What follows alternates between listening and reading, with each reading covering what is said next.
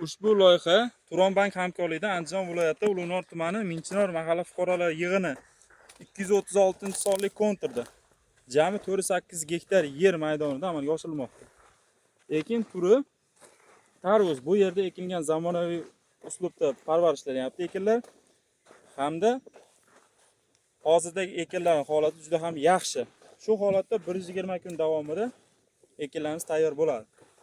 Ekinlarni yetishtirish davrida sug'oriladi hamda tabiiy va mineral o'g'itlar bilan oziqlantiriladi.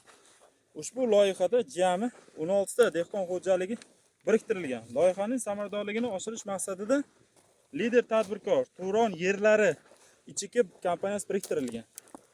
Ushbu yer maydoni jami 150 tonnagacha hosil yig'ib olish rejalashtirilyapti. Har bir dehqonchilik xo'jaligini daromadi o'rtacha 35-40 million so'mga to'g'ri keladi. Mazkur hosil yig'ib olingandan so'ng ikkinchi ekinga ham yuqori daromadli ekin turlarini ekish orqali dehqon xo'jaligi daromadlarini yanada oshirish rejalashtirilgan.